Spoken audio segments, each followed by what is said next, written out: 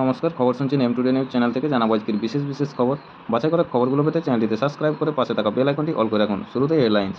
সাঁকরাইল শ্রমিকদের বঞ্চনা সহ একাধিক দাবিতে মালিক কর্তৃপক্ষ, টিএমসির ব্লক সভাপতি ও আইএনটিটিইউসির ব্লক সভাপতির বিরুদ্ধে চুন পড়াতে বিক্ষোভ। ওয়েস্ট বেঙ্গল, হাসিনা ফিরবেন বাংলাদেশে, সেনা বৈঠকে কী সিদ্ধান্ত? বাড়িতে গলায় দড়ি দিয়ে আত্মহত্যা স্বামীর, ভিডিও ৪৪ মিনিট ধরে শুধু দেখেই গেল স্ত্রী ও শাশুড়ি। গোপীবল্লভপুর ২ নম্বর, ভোটার তালিকা যাচাই ও সাংগঠনিক বিষয়ে রান্টুয়াতে কুলিয়ানা অঞ্চল নেতৃত্বদের নিয়ে হলো বৈঠক, উপস্থিত শিক্ষক সংগঠনের জেলা সভাপতি। বিনপুর ১ নম্বর, রামগড়ে আয়োজিত হলো সারনা ধরম পুজো ও পুজো উপলক্ষে হলো আদিবাসী নৃত্য। ঝাড়গ্রাম, বাংলায় গণতন্ত্র বিপন্ন হয়ে পড়েছে, শুভেন্দু অধিকারীর উপর হামলার ঘটনায় ঝাড়গ্রামে বললেন বিজেপি নেতা প্রণব টুডু। ওয়েস্ট বেঙ্গল, দক্ষিণ কলকাতায় বিজেপিতে তুলকালাম, ৪ বিজেপি কর্মীকে বরখাস্ত করল দল। ঝাড়গ্রাম, শুভেন্দু অধিকারীর উপর হামলার প্রতিবাদে ঝাড়গ্রাম শহরে টায়ার জ্বালিয়ে প্রতীক রাস্তা অবরোধ বিজেপির। ঝাড়গ্রাম, সিরসা গ্রামে বাড়িতে বাল্ব ঠিক করতে গিয়ে বিদ্যুৎস্পৃষ্ট হলো এক মৃত্যু ব্যক্তির। নয়াগ্রাম, বনিশোলে আয়োজিত তামসা পাতানাচ প্রতিযোগিতাকে ঘিরে মেতে উঠেছেন এলাকার আদিবাসী সম্প্রদায়ের মানুষজন। জোরালো ভূমিকম্পে কেঁপে উঠল নিউজিল্যান্ড, রিক্টার স্কেলে কম্পনের মাত্রা ৬.৫। যদিও ইউএসজিএস এর তথ্য বলছে রিক্টার স্কেলে কম্পনের মাত্রা ছিল ৬.৭। সাধারণ নির্বাচনে ভারত ও চীনের হস্তক্ষেপের সম্ভাবনা, বিস্ফোরণের দাবি কানাডার। রাষ্ট্রসংঘে ফের একবার জম্মু ও কাশ্মীর প্রসঙ্গ তুলল পাকিস্তান, পাল্টা দিল ভারত। রাষ্ট্রসংঘের নিরাপত্তা পরিষদে শান্তিরক্ষা বাহিনীর ভবিষ্যৎ নিয়ে একটি আলোচনা পর্ব চলছিল। লেনদেনে প্রতারণা, ৫০ লক্ষ পর্যন্ত ক্ষতিপূরণ, ১১ কোটি গ্রাহকের জন্য বিমার সুবিধা পোস্টাল ব্যাংকের শীঘ্রই কার্যকর। রাজ্য বাজেটে ঘোষিত সরকারি কর্মচারীদের 1 এপ্রিল থেকে 4% মহার্ঘ ভাতা বৃদ্ধির বিজ্ঞপ্তি জারি করল নবান্ন। দিশা সালিয়ান রহস্যমৃত্যু কাণ্ড, আদিত্য থেকারের বিরুদ্ধে এফআইআর দায়ের। 12 পয়েন্ট পড়ল সেন্সেক্স। রাজ্য দূষণ নিয়ন্ত্রণ পর্ষদের মিশন লাইফ কর্মসূচি হিসেবে বক্সা ব্যাঘ্র প্রকল্পের কোর এলাকায় পড়ুয়াদের নিয়ে দুদিনের বিশেষ ক্যাম্প শেষ হলো। ব্যারাকপুরের পূর্ব তালবাগান এলাকায় রক্তাক্ত অবস্থায় এক প্রাক্তন সেনাকর্মীর মৃতদেহ উদ্ধার। পশ্চিম মেদিনীপুরের খড়গপুর শহরের ইন্দা এলাকায় রাস্তার ধার থেকে মহিলার মৃতদেহ উদ্ধার। দিল্লি বিধানসভায় বাজেট পেশ করেছেন মুখ্যমন্ত্রী রেখা গুপ্তা। হাওড়ার বাগনানে বেকারি কারখানায় অগ্নিকাণ্ড, পাটুলিতে ঘরের ভেতর থেকে নাবালিকার ঝুলন্ত দেহ উদ্ধার। ছত্তিশগড়ের দান্তেওয়ারায় নিরাপত্তা বাহিনীর হাতে নিকেশ ৩ মাওবাদী। আজ মঙ্গলবার কেমন থাকবে শহরের আবহাওয়া জানতে আমাদের খবরটি শেষ পর্যন্ত শুনুন। আপনারা এতক্ষণ শুনলেন আজকের শিরোনাম। আপনারা খবর শুনছেন এম টুডে নিউজ চ্যানেল থেকে। জানাবো আজকের বিস্তারিত খবর কী রয়েছে। শুরুতেই দেখে নেব আবহাওয়ার হালচাল কী রয়েছে আজ মঙ্গলবার। আপাতত রাজ্যে বৃষ্টির সম্ভাবনা নেই, বাড়তে পারে তাপমাত্রা, এমনটাই পূর্বাভাস আলিপুর আবহাওয়া দপ্তরের। আজ মঙ্গলবার সকালে শহরের সর্বনিম্ন তাপমাত্রা ছিল 23.7 ডিগ্রি সেলসিয়াস, যা স্বাভাবিকের থেকে 0.4 ডিগ্রি কম। গতকাল সোমবার শহরের সর্বাধিক তাপমাত্রা ছিল 32.6 ডিগ্রি সেলসিয়াস, যা স্বাভাবিকের থেকে 2.1 ডিগ্রি কম। এদিন শহরের সর্বাধিক তাপমাত্রা থাকতে পারে 34 ডিগ্রি সেলসিয়াসের ঘরে। আলিপুর আবহাওয়া দপ্তর জানিয়েছে আজ মঙ্গলবার শহরের আকাশ থাকবে পরিষ্কার। গত 24 ঘন্টায় শহরে কোথাও বৃষ্টি হয়নি। বনগাঁ, আসবো পরের খবরে। বিবাহ বহির্ভূত সম্পর্কের জেরে স্ত্রীকে কুপিয়ে খুন করার অভিযোগ স্বামীর বিরুদ্ধে। গতকাল সোমবার রাতে ঘটনাটি ঘটেছে উত্তর 24 পরগনার গোপালনগর থানার পাল্লা কামারপাড়ায়। মৃতার নাম দীপু মিস্ত্রি, বয়স 28। তার 2 সন্তান রয়েছে। স্ত্রীকে খুন করে আত্মঘাতী হওয়ার চেষ্টা করেন অভিযুক্ত স্বামী। সুখদেব মণ্ডলও যদিও প্রাণে বেঁচে গিয়েছেন, তিনি আশঙ্কাজনক অবস্থায় হাসপাতালে চিকিৎসাধীন রয়েছেন। জানা গেছে সুখদেব নেশা করে স্ত্রী দীপুর উপর প্রতিদিনই প্রায় নানাভাবে অত্যাচার চালাতো। মাস 4 আগে সুখদেবের সঙ্গে ঝগড়া করে বাড়ি ছেড়ে প্রেমিকের সঙ্গে গোপালনগরে চলে আসেন দীপু। সেই খবর পেয়ে বেজায় চটে যায় সুখদেব। গতকাল সোমবার রাতে গোপালনগরে প্রেমিকের বাড়িতে বসেই বিড়ি বাঁধছিল দীপু। অভিযোগ, সেই সময়ই আচমকাই সুখদেব এসে তাকে ছুরি দিয়ে কোপাতে থাকে, যার জেরে ঘটনাস্থলেই মৃত্যু হয় দীপুর। এরপর নিজের পেটে ছুরি চালিয়ে আত্মহত্যার চেষ্টা করে সুখদেব। রক্তাক্ত অবস্থায় ঘরের মেঝেতেই জ্ঞান হারিয়ে পড়ে থাকে সে। পরে পুলিশ খবর পেয়ে ঘটনাস্থলে পৌঁছায়। দীপুর মৃতদেহ উদ্ধার করে ময়নাতদন্তের জন্য হাসপাতালে পাঠায়। সুখদেবকে গুরুতর জখম অবস্থায় উদ্ধার করে হাসপাতালে ভর্তিও করেছে পুলিশ। তদন্ত শুরু হয়েছে। আপনাদের সকলকেই বলা হচ্ছে, যারা নিয়মিত গুরুত্বপূর্ণ খবরগুলো শুনতে চান আমাদের চ্যানেলটি সাবস্ক্রাইব করে রাখুন। ফিরে আসবো খবরে। অ্যাকশন হলে তার রিয়াকশন তো হবেই। কুণালের কৌতুককাণ্ডে প্রতিক্রিয়া একনাথের। কৌতুককাণ্ডে দেশজুড়ে তোলপাড়। মহারাষ্ট্রের উপমুখ্যমন্ত্রী একনাথ শিন্দেকে নিয়ে মস্করা করাই রোষের কোপে পড়েছেন স্ট্যান্ড আপ কমেডিয়ান কুণাল কামরা।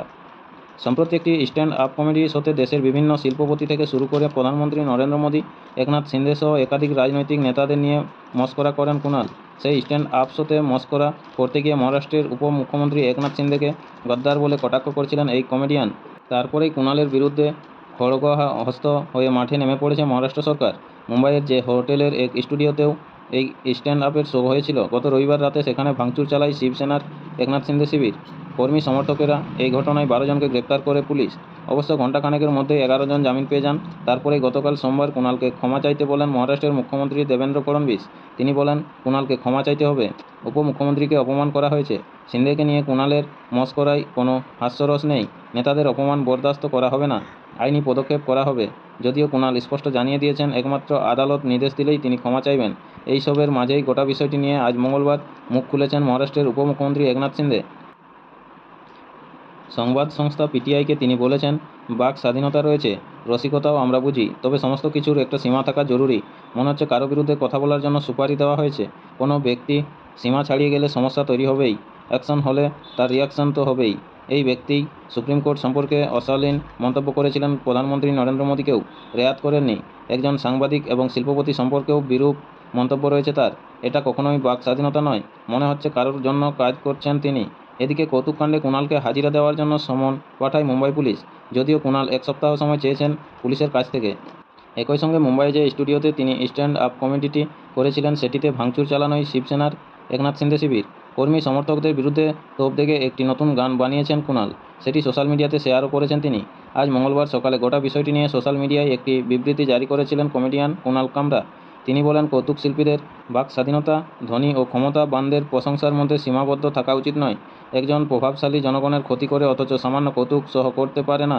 যদিও তার অক্ষমতা আমার অধিকারকে কেড়ে নিতে পারে না। যতদূর জানি এই ধরনের কৌতুক আইন বিরোধী নয়। ক্ষমা চাওয়ার কোনো প্রশ্নই ওঠে না। কারো ভয়ে খাটের নিচে লুকিয়ে পড়ার মতো মানুষ আমি নই। হাওড়ার বাগনানে বেকারি কারখানায় অগ্নিকাণ্ড, ব্যাপক ক্ষয়ক্ষতির আশঙ্কা। উলুবেড়িয়া বিধ্বংসী আগুনে ক্ষতিগ্রস্ত হলো বেকারি কারখানা সহ একটি গোডাউন এবং পাশে থাকা কয়েকটি বাড়ি। গতকাল সোমবার গভীর রাতে ঘটনাটি ঘটেছে হাওড়ার বাগনান থানার খাদিনানে। পুলিশ ও স্থানীয় সূত্রে জানা গিয়েছে, গতকাল সোমবার রাত 12:30 নাগাদ বাগনানের খাদিনান এলাকায় একটি বেকারি কারখানায় আচমকাই আগুন লাগে। মুহূর্তে সেই আগুন পাশের একটি গোডাউনে ছড়িয়ে পড়ে। ওই গোডাউনে প্রচুর প্লাস্টিক মজুত করে রাখা ছিল বলে জানা গিয়েছে। পরে সেই আগুন আশেপাশে থাকা বাড়িতেও ছড়িয়ে পড়ে। অগ্নিকাণ্ডের জেরে চাঞ্চল্য ছড়ায় এলাকায়। স্থানীয় বাসিন্দারা প্রথমে আগুন নেভানোর কাজে হাত লাগায়, কিন্তু আগুনের তীব্রতা বাড়তে থাকায় পরে খবর দেওয়া হয় দমকলে। খবর পেয়ে ঘটনাস্থলে পৌঁছায় দমকলের দুটি ইঞ্জিন। স্থানীয়দের অভিযোগ, দমকলের দুটি ইঞ্জিনের মধ্যে একটি বিকল হয়ে পড়ে, যার ফলে আগুন নেভাতে দেরি হয়। যদিও সমস্ত অভিযোগ অস্বীকার করেছে উলুবেড়িয়ার দমকল কেন্দ্রের আধিকারিকরা। কয়েক ঘন্টার চেষ্টায় আগুন নিয়ন্ত্রণে আনেন দমকলের কর্মীরা। তবে এই অগ্নিকাণ্ডের জেরে হতাহতের ঘটনা না ঘটলেও ব্যাপক ক্ষয়ক্ষতি হয়েছে। কীভাবে আগুন লাগলো তদন্ত শুরু করেছে দমকল ও পুলিশ। নিউজিল্যান্ডে জোরালো ভূমিকম্প, রিক্টার স্কেলে কম্পনের মাত্রা 6.5। জোরালো ভূমিকম্পে কেঁপে উঠল নিউজিল্যান্ড, রিক্টার স্কেলে কম্পনের মাত্রা 6.5। যদিও ইউএসজিএস এর তথ্য বলছে রিক্টার স্কেলে কম্পনের মাত্রা ছিল 6.7। আজ মঙ্গলবার দুপুরে স্থানীয় সময় নিউজিল্যান্ডের দক্ষিণ দ্বীপের রিভারটনের মূল ভূখণ্ডের থেকে প্রায় 160 কিলোমিটার দূরে ভূমিকম্পটি আঘাত হানে, যার ফলে উপকূলবর্তী এলাকায় তীব্র কম্পন অনুভূত হয়। এই কম্পনের উৎপত্তিস্থল ছিল সমুদ্রের 10 কিলোমিটার গভীরে। সেই কারণেই সমুদ্র সংলগ্ন এলাকায় বিশেষ সতর্কতা জারি করেছে নিউজিল্যান্ডের জাতীয় বিপর্যয় মোকাবিলা দপ্তর। তবে এই ভূমিকম্পের ফলে সুনামি সতর্কতা জারি করা হয়নি। কোনো ক্ষয়ক্ষতি বা হতাহতের খবরও এখনও পর্যন্ত পাওয়া যায়নি। তবে নিরাপত্তার কথা মাথায় রেখে উপকূল এলাকা থেকে স্থানীয়দের অন্যত্র সরে যেতে বলছে প্রশাসন। প্রতিদিন নিয়মিত গুরুত্বপূর্ণ খবরগুলো পাওয়ার জন্য আমাদের চ্যানেলটির সাথে যুক্ত হয়ে থাকুন। পাশে থাকা বেল আইকনটি অল করে রাখুন। আসবো পরের খবরে। রাষ্ট্রসংঘের ফের একবার জম্মু ও কাশ্মীরের প্রসঙ্গ তুলল পাকিস্তান, পাল্টা দিল ভারত। নয়াদিল্লি, 25শে মার্চ। জম্মু ও কাশ্মীর নিয়ে ফের রাষ্ট্রসংঘের বক্তব্য রাখার পাকিস্তানের বিরুদ্ধে তোপ দাগল ভারত। রাষ্ট্রসংঘের নিরাপত্তা পরিষদে শান্তিরক্ষা বাহিনীর ভবিষ্যৎ নিয়ে একটি আলোচনা পর্ব চলছিল। সেখানেই ফের একবার জম্মু ও কাশ্মীর নিয়ে বক্তব্য রাখেন পাকিস্তানের দূত সৈয়দ তারিক ফতেমি। তার তীব্র বিরোধিতা করেন রাষ্ট্রসংঘে নিযুক্ত ভারতের স্থায়ী প্রতিনিধি তথা অ্যাম্বাসাডর পি হরিশ। পাকিস্তানকে পাল্টা দিয়ে রাষ্ট্রসংঘের নিরাপত্তা পরিষদের বৈঠকে ভারতের প্রতিনিধি বলেন, জম্মু ও কাশ্মীর নিয়ে ফের একবার পাকিস্তানের প্রতিনিধি অযৌক্তিক কথা বলছেন, সেটা আমরা লক্ষ্য করছি। বারবার এই ধরনের কথা বললে তাদের অবৈধ দাবি বৈধ হয়ে যাবে না। তাদের রাষ্ট্রের মদতপুষ্ট সন্ত্রাসবাদকেও বৈধতা দেয় না।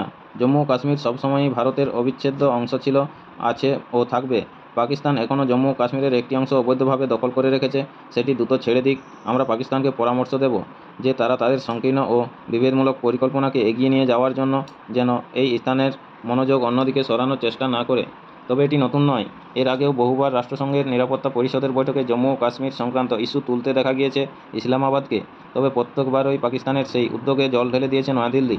রাষ্ট্রসংঘে নিযুক্ত ভারতের কূটনীতিকরা পাকিস্তানের বক্তব্যের তীব্র বিরোধিতা করে এসেছে বারবারই। আপনাদের সকলকেই বলা হচ্ছে, যারা নিয়মিত গুরুত্বপূর্ণ খবরগুলো শুনতে চান বা ইচ্ছুক, আমাদের চ্যানেলটি সাবস্ক্রাইব করে রাখুন। আর খবরগুলো শুনতে যদি ভালো লেগে থাকে অবশ্যই একটি লাইক করে দেবেন। আসবো পরবর্তী খবরে। সাধারণ নির্বাচনে ভারত ও চীনের হস্তক্ষেপের সম্ভাবনা, বিস্ফোরক দাবি কানাডার। অটোয়া, 25শে এপ্রিল। আগামী 28শে এপ্রিল কানাডায় নির্বাচনের ডাক দিয়েছেন বর্তমান প্রধানমন্ত্রী মার্ক কার্নি। পূর্ব নির্ধারিত সূচি অনুযায়ী ভোট হওয়ার কথা ছিল চলতি বছরের অক্টোবরে, কিন্তু ট্রাম্পের হুঁশিয়ারির জেরে দ্রুত নির্বাচন করতে চাইছেন প্রধানমন্ত্রী কার্নি। উদ্দেশ্য একটাই, কানাডায় সংখ্যাগরিষ্ঠ মজবুত সরকার গড়া, যা মার্কিন হুঁশিয়ারি সামলে সব রকম বাধা টপকাতে প্রস্তুত থাকবে। কিন্তু কানাডার এই নির্বাচনকে কেন্দ্র করে বিতর্কের সৃষ্টি হয়েছে। সোমবার কানাডার গোয়েন্দা সংস্থা কানাডিয়ান সিকিউরিটি ইন্টেলিজেন্স সার্ভিস বিস্ফোরক দাবি করেছে। তাদের দাবি কানাডার নির্বাচনকে প্রভাবিত করতে পারে কয়েকটি দেশ। সেই তালিকায় রয়েছে ভারত ও চীন।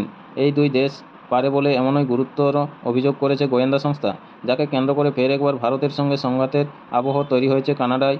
এমনিতেই খালিস্তানি জঙ্গি হরদীপ সিং নিজরের খুনের ঘটনায় নয়াদিল্লিকেই দায়ী করে এসেছিলেন কানাডার প্রাক্তন প্রধানমন্ত্রী জাস্টিন ট্রুডো। সেই অভিযোগের জেরে ভারতের সঙ্গে কানাডার সম্পর্ক ক্রমশ তিক্ত হয়ে ওঠে। এবার নির্বাচনে নাক গলানোর মতো গুরুতর অভিযোগ করায় ফের একবার টরন্টোর সঙ্গে সংঘাতে যেতে পারে নয়াদিল্লি, এমনটাই মনে করছে বিশেষজ্ঞ মহল। তবে কানাডার গোয়েন্দা সংস্থার নিশানায় শুধুই ভারত ও চীন নয়, পাকিস্তান ও রাশিয়াও রয়েছে। কানাডিয়ান সিকিউরিটি ইন্টেলিজেন্স সার্ভিসের দাবি, পাকিস্তান ও রাশিয়াও সাধারণ নির্বাচনে হস্তক্ষেপ করতে পারে। কীভাবে এই দেশগুলি হস্তক্ষেপ করতে পারে তার উত্তরও দিয়েছেন কানাডিয়ান সিকিউরিটি ইন্টেলিজেন্স সার্ভিসের deputy director of operations Vanessa Lloyd. তিনি জানিয়েছেন, কৃত্রিম মেধা ব্যবহার করে নির্বাচনের গণতান্ত্রিক প্রক্রিয়ায় হস্তক্ষেপ করতে পারে। এই দেশগুলি কানাডার এই অভিযোগের ভিত্তিতে এখনও পর্যন্ত কিছুই জানায়নি নয়াদিল্লি। নমস্কার, আজকের এখনকার স্থানীয় সংবাদটি এই পর্যন্তই। পরের স্থানীয় সংবাদটি পেতে চ্যানেলটিতে সাবস্ক্রাইব করে পাশে থাকা বেল আইকনটি অল করে রাখুন। সবাই ভালো থাকুন, সুস্থ থাকুন। দেখা হচ্ছে পরের আপডেট খবরে। ধন্যবাদ।